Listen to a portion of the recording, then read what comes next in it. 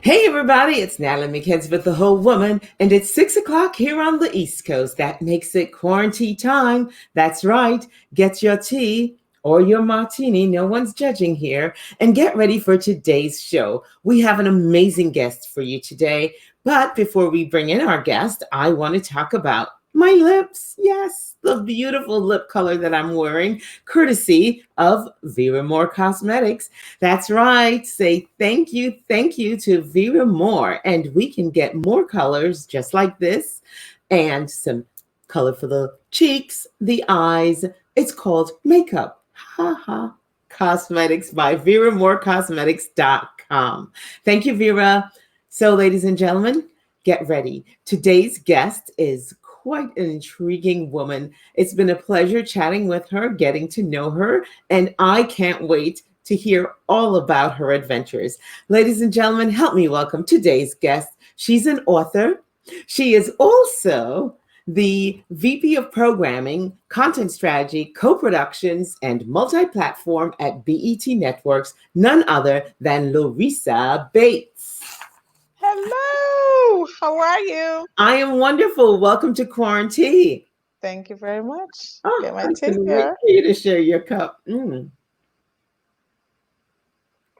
Aha, I don't know, I Larissa. love That cup looks like it has a hot toddy in it. it. I need it. It's been a long day.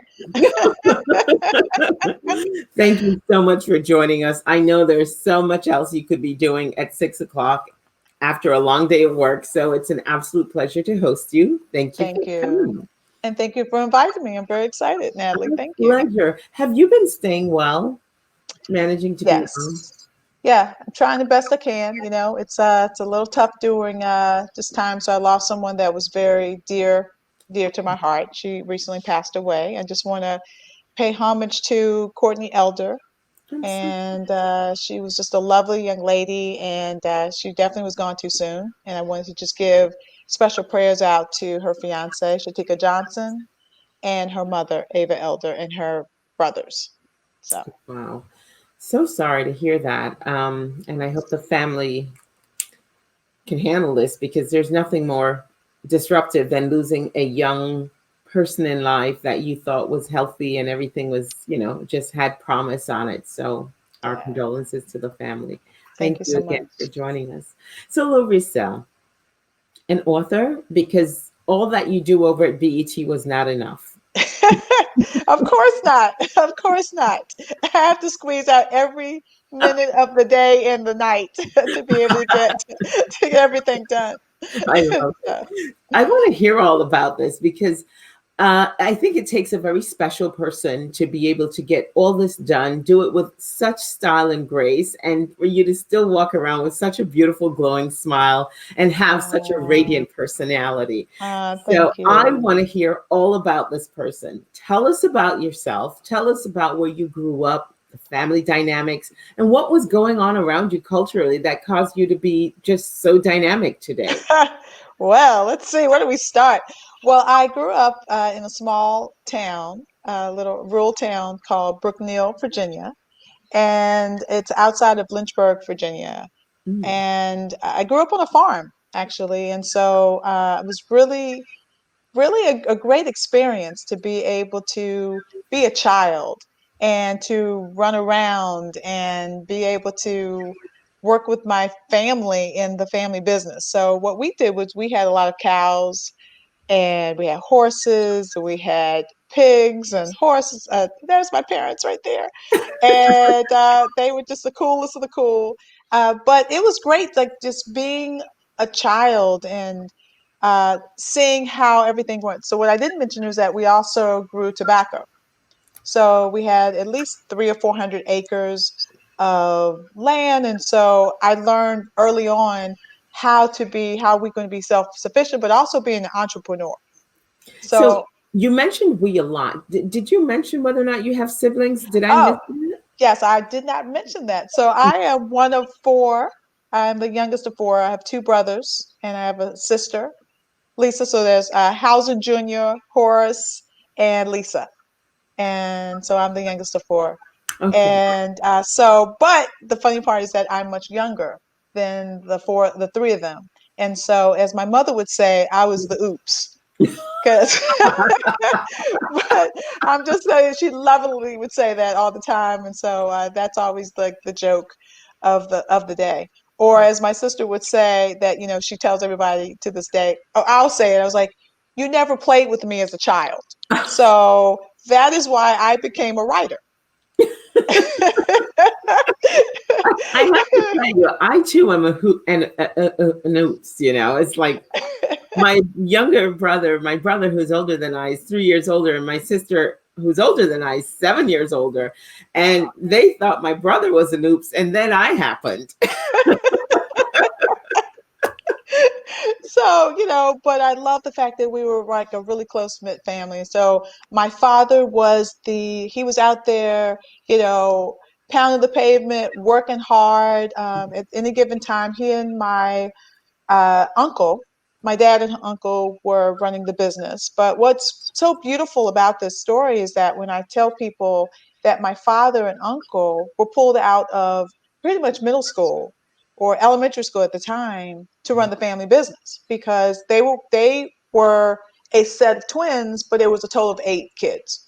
And so their brothers were actually going to the war. So my grandfather was left with them. So they ended up running the family farm.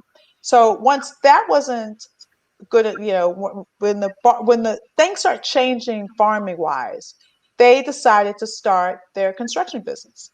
So they would basically, my uncle was the internal, he did the electrical work, and my father was out there and he had the bulldozer and he would do the septic tanks and creating that. But together they would build houses.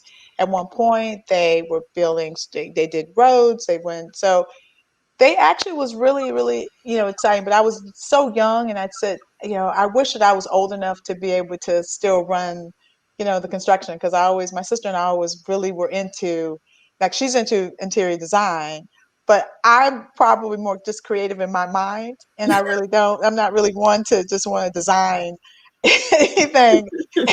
That's not my thing. That's hers. So we all have our places. So went to middle school. Well, actually, two different elementary schools when I was growing up. One was Phoenix Elementary School, and the other one was actually Jefferson. I think it was Jefferson. What? Jeffries Middle School. And then I went to well, that was elementary school, and then my middle school was Central Middle School. And then after that, I went to Randolph Henry High School. But why two different elementary schools? Well, that's because the first one was from kindergarten to the third grade. Oh, I see. And then it was the fourth grade to the sixth grade. Got it. Got it. And then when I got to the middle school, then all of the kids came together from all of the county, across the county. Oh. So that was a big deal because I was able to meet all of these different kids. And that's me. I think I was probably like, I was probably like the like the kindergarten, first grade, second grade. I can't really remember at this point. But I like to say I was always stylish, but I was You look as a like you were kid. selling them. Loving the hair. So Yes. the age difference with you and your siblings, you really never had an opportunity to be in the same school at the same time. No. No. Oh, wow. Yeah. So even with my sister, even when we went to, so, fast forward, when I was in middle school, she was in high school. And once I got to high school, she graduated.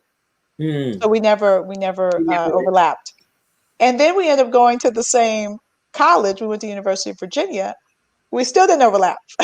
So, but everyone knew my sister there, and they were always like, "Oh, you're Lisa's little sister." So I had a lot of people that protected me through In that high time. school, tell me a little bit about high school because I know we mentioned UVA, but tell me about high school. Were you athletic? Were you creative? What were you like as a student? And how did you Um, navigate going to now the school where all the kids from all the counties? oh, I absolutely loved it because I felt like I was with a group of students who were like-minded and very, very smart. But I was a cheerleader the entire time I was in middle school and high school. And I was also, which I did mention, I was in the band. So I was in the band from or I played musical instruments since I was in the fifth grade. And so, but I was a trumpeter.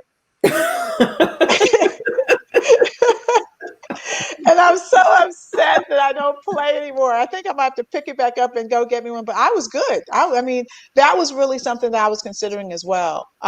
What I didn't mention to you is that not only was a musical, that was my high school graduation. I love it. Um, but my sister and I love singing. We were in the choir together.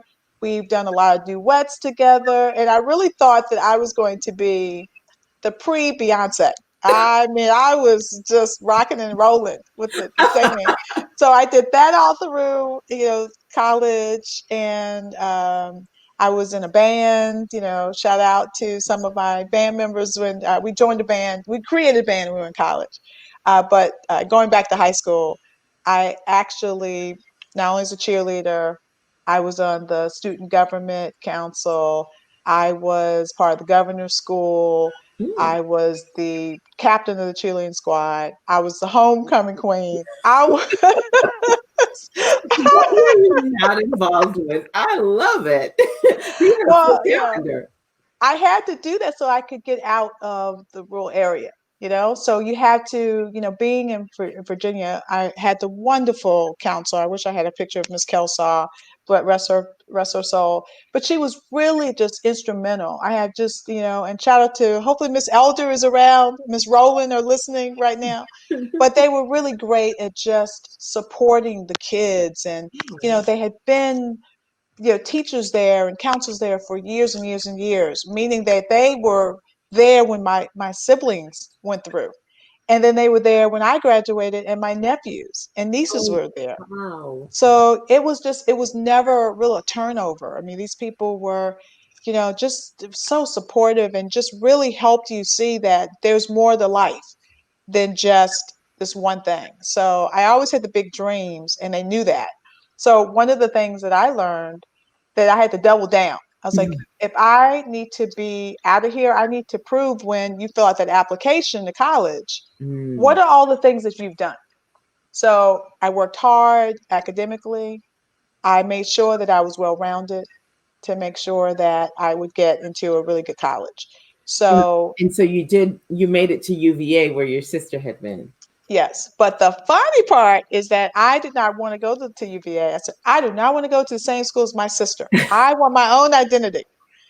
But I ended up applying for University of North Carolina. I was just in love with UNC, and I applied to several other schools. I applied to James Madison University. I applied to UVA, and I applied to Virginia Tech, and I got into all the schools in Virginia. And then in North Carolina, my father said, "Well, you're not going, even if you get in. You're Oh, gonna have to stay in Virginia because you can't afford it. That's outstate out of tuition." state. So I just said, "I'm going to get scholarships. Don't worry about it, Dad. I got this." So I was waitlisted, and I was just heartbroken.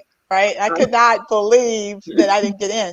But it was all good because it turned out to be, I have some of the best friends you can possibly imagine. And, we've been, wish I had a picture of them, but there's five of us together, but we've been best friends since we were 18. Oh, wow. And we still are all these years later. They're my sisters. So I absolutely love them. So wouldn't So take it away. what was your major at University of Virginia? And tell us about that experience, other than the social experience, because it sounds like you Yeah. were really good at finding your little sister circle Yes. and Yes. getting through. Yes. UVA was a really great experience. I think that it was really hard because my second year, my parents died. My father died my first semester. He fell off of a building and he ended up with brain damage, and he died after a little bit after Thanksgiving. And then my mother was so heartbroken. She died 4 months later. So they say it's a heart attack, but it was definitely a broken heart. And Oh, so I had to decide what I was going to do. So I just decided to, make my parents proud, double down, and work really, really hard. And I ended up graduating on time. I graduated, multiple times with after that dean's list. And I just knew that it was just the only way that I knew how at that point to cope. with that. So, and really things start changing where I used to write, I used to sing, I stopped singing and I started writing music. And then I started writing plays. And I just loved it. I love the just being able to put the pen to paper and to write and and see those words come to life. So Mm, that, I think that was really the turning point for me. for you. I'm so sorry. Um, so, what was your major during this time? Because the writing, I hear this is now where the writing has come from and what's fueled your writing. Yes. What, um, Rhetoric and communications. And I study a lot of Socrates and Pluto. And I mean, and you just name it. And it was just incredible. It was probably the toughest language to, I guess the best way to understand, because it really was about critical thinking mhm. and why people do what you do. And I took, at the same time I was taking psychology classes. At one point I had, let's say, 5, 6 classes, and I had 4 or 5 papers in each class. Yeah. So I was always writing and learning and reading, and I just soaked it up like a sponge. I mean, I was just so fascinated by just what people were writing, what were trends, why did they do what they do. And my psychology class was just fantastic. It was a dream class. And so every night you would have to write. If you have a dream, you would write Mm, down what the dream was, and then you would discuss what those dreams meant. And so that for that point, it was something that was really, really important for me to really be able to understand the human condition and the human nature.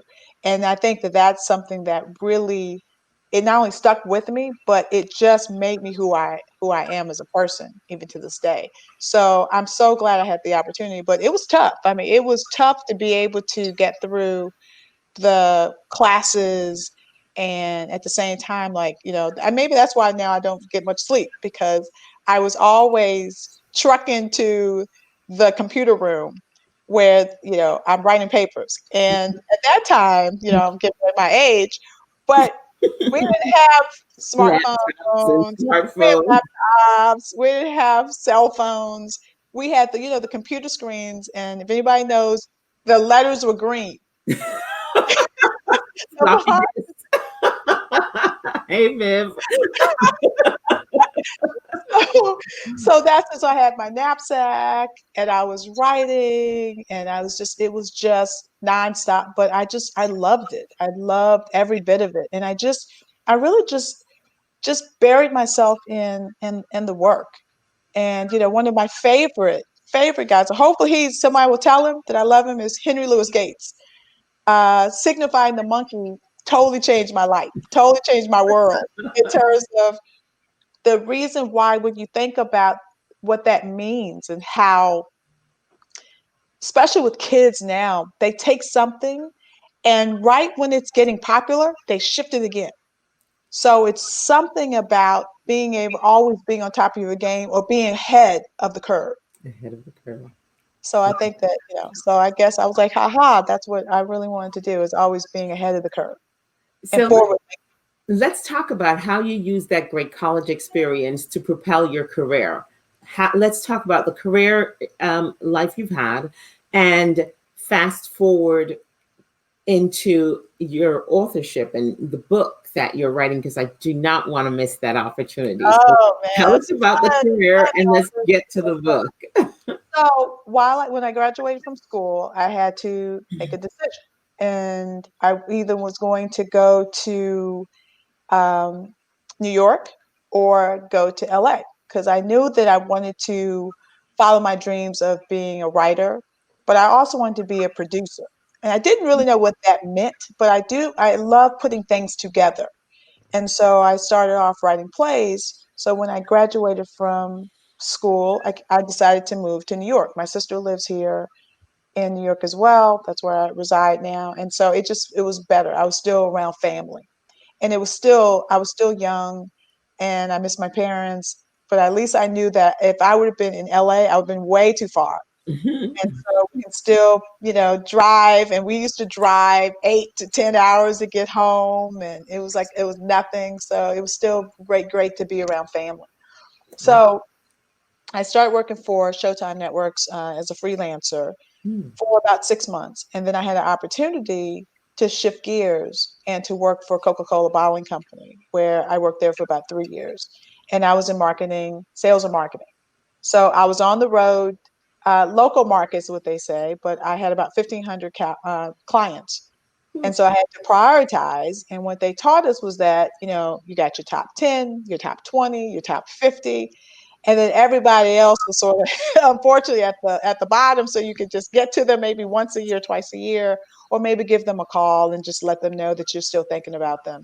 So I always remembered that was a way to that I wanted to let them know that I am communicate with them, because I think it's about relationships. Mm-hmm. And so even early on, I realized the importance of that. So I decided to continue to do that, down that path. And then I said, hey, I want something different. I'm not, but during that time, I've always had two paths. So I was working, and then I was taking classes in Harlem at the Frank Severa Writers Workshop. Uh-huh. And there was Garland Thompson, who was just the best man on the planet. He was just so passionate about his work. And I just want to give a shout out to his son, who is basically carrying the torch. Once again, just a lovely man who's passed away. But he gave me that opportunity to be creative. And so I ended up working with him on writing grants and being a part of it. So he was actually one of the first who gave me the opportunity to exploit my plays. So Mm. I not only took classes, but he was very selective. He's very, very selective. And he said, okay, I want you to, we found a director, we found actors, we had a moderator who actually, so they would read the play. And so the moderator, after the play was read, they would talk to the audience and get feedback. So it just helped me learn that point that you have to develop a thick skin, Mm-hmm. because everyone's going to like you, but it really is saying that the audience comes first. So who am I actually writing for, except for the audience? Again. So I took that with everything, and I was just so humbled by the experience. So while I'm working, I am also taking these classes, and I'm working with him. So then I realized I wanted to be more. So I started shifting my focus and wanted to be more in the arts and entertainment business. So I bounced around a little bit, and I went to sales for a little bit, where I was selling local newspapers. And that to me was disaster. It was, I call it the sales 101, where cold calling, having to Good. go and just like you basically get a very small amount of money for a base. And then it really is, if you want to get that big money, you got to go out and you got to sell, sell, sell. That was not for me. I think I lasted for about 6 months, and I just said, this is it. I can't do this. So then I had an opportunity to work for the Parks and Recreation, New York City Parks and Recreation, where I started writing contracts for them. It was just totally different. And I did that for about a year and a half. And I said, it's time for me to go back to grad school. I really miss school. So that's when I started attended the university at the New School University. It used to be the New School for Social Research, and somehow they changed it to university. So I want to be more accredited, but it was a great experience, and that's when I really shined there. Again, more Socrates, more Pluto. I'm back in my element.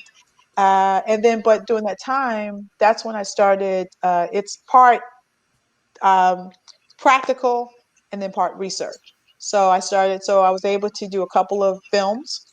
I Mm-hmm. met some great people. Those are the people that you grow up with in the business. I met writers and directors and filmmakers from New School and NYU.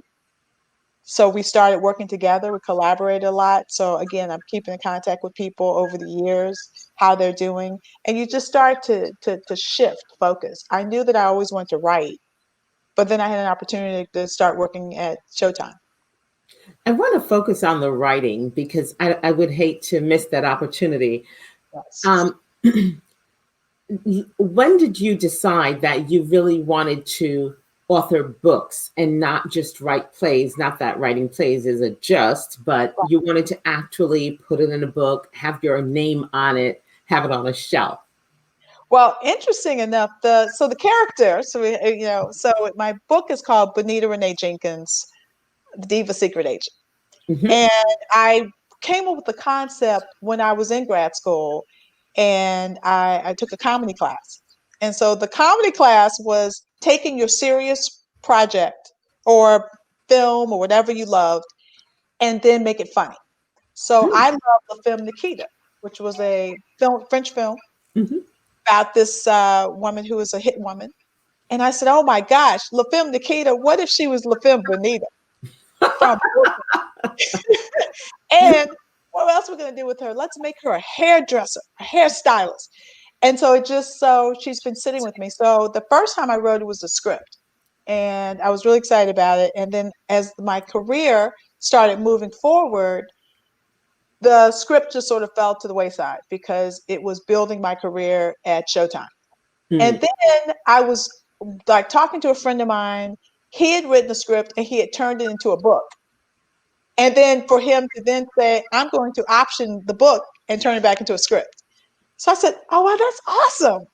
So that's what I did. I literally said, so I started writing it to say, hey, now I can, because different mediums, writing a script, you're really limited to no more than 120 pages. Now it's changed. It's not even 120, it's more like 90. So Oh, you just wow. have to get as much as you jam pack it in 90 pages. And I really love the medium of writing because now I have an opportunity to explore all different aspects. And so that's when I decided that I wanted to really focus on turning this into a book. I want to talk about the character Benita, because I want to know how much of her was influenced. Yes, we know from Nikita, the film, but how much of that was influenced by you celebrating your birthday, your travels, the whole bit? Let's tell me about that. So, many people know that I love traveling. I absolutely, and I wanted to do something that was so different. I had been working, I feel like all my life, I've had to fight, I've had to work, right? So I decided, about 2 years ago, before I turned 50, that I wanted to travel the world. And I remember telling my boss, and I said, listen, I am actually going to let you know now that I'm going to take off like a 30 days off. I'm going to take off a month. I'm saving all my time, and she's like, yeah, okay. And then the more time went by, I said, no, I'm serious. And I started planning my trip, and I was able to do 6 countries. And so I traveled right before my birthday, and then so my birthday's August 1st. So I started like July 10th, and I ended like August 10th.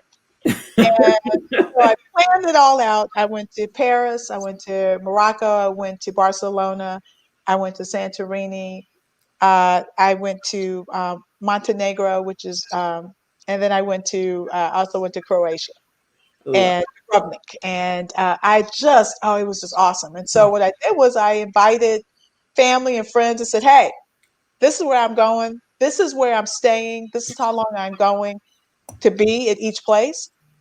If you're interested in going, let me know. Shout out to Alice, who actually helped plan it for me. And so we literally just had the ball. So, on every aspect of the trip, there were people that met me there along the way.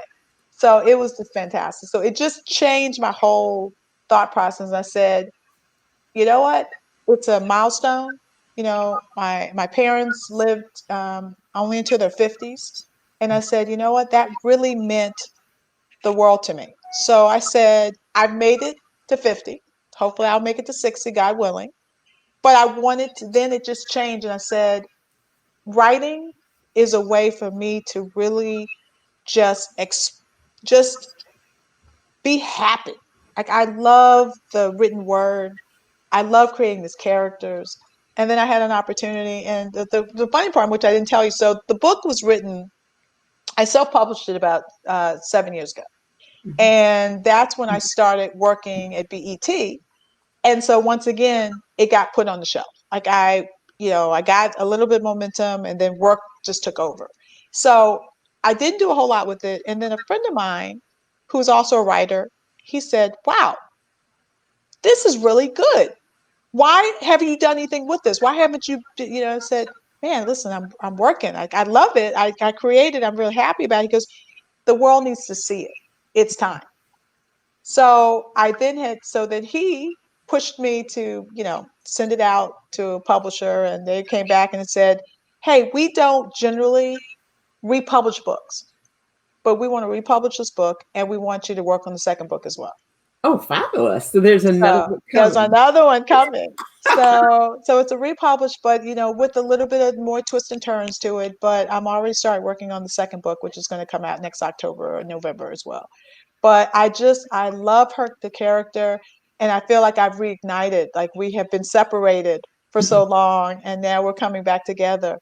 But it really is what I love and I'm passionate about. And I really tell a lot of people, and like especially a lot of kids and a lot of students, that if you're interested, it's never too late.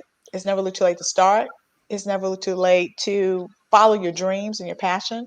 And I feel like this is absolutely a dream come true. And to be able to talk to people about my experience and what Bonita means to me. And someone asked us, "Well, is she your alter ego?" I said, "Absolutely." Ladies and gentlemen, we have been talking with author Larissa Bates, and we can stay in touch with her on Instagram. Tell us your Instagram handle. Yes, my Instagram handle is I have two. My personal one is the Larissa Bates, and the other one is author Larissa Bates, and then I have a third one, Oh, which is a little Black history. a And little Black so history. so that one is really means the world to me because every day I post something about the first or the second or interesting thing about a person who's done something, whether it's a person who created the light bulb, right? Or someone that is the first. She's the first librarian who actually is the Library of Congress. Mm. So I posted her. So the first singer, the first one. So everything is just interesting, like tidbits and facts that I love that I find because again, I love being able to dig in and to find something to just share it with the world. And so, each IG focuses on a different thing. And so, my personal one, I post something fun, and whether it's someone singing or dancing or I posted recently they posted about this little boy who was like literally like he's like the baby rock. So he's created like he's only like maybe a year and a half and he's already learning the haka ritual. And he is just like, oh, it's like, oh my God, the cutest little thing. So I love just being able to, bring a little bit of light to people's lives now that since we're in the COVID and quarantine and all that. So, Wonderful. all three of them mean something different. So, ladies and gentlemen, as you can tell, we've been talking with the very interesting, the very dynamic Larissa Bates, and her book is available on Amazon, or you could go directly to bit.ly/ um, come on, help me, Deidre. Benita Renee Jenkins. That's right. So we can get the character's name up. Benita Renee Yeah. Jenkins. And it's a whole series is going to be available. There's number 2 coming. It's been Yes. such a pleasure talking with you. And You too, we look Natalie. forward to chatting with you again. It's a pleasure to get to hear your stories and to see how you've just used all of life's challenges and occurrences to propel you forward. Congratulations and thank you for sitting with us. Oh, thank you so much. And So wait, awesome. So remember to join us same place, same time tomorrow, 6 p.m. right here on the Whole Woman page. We'll be talking with Dr. Gregory J. Vincent, professor and executive director of Education and Civil Rights at the University of Kentucky. I'm Natalie McKenzie, and I wish you enough life to live, enough joy to give, enough love to share. I wish you enough. I'm going to break form tonight because I'm going to invite you to join us right back here on the Whole Woman page at 7:30 p.m. Help me support the New York School of Art as they do a gift of Thanksgiving, a fundraiser to help to give food gift cards to needy families in the city of New York. So have a great night and see you at 7:30 right here. I'm Natalie McKenzie. Good night. Good night.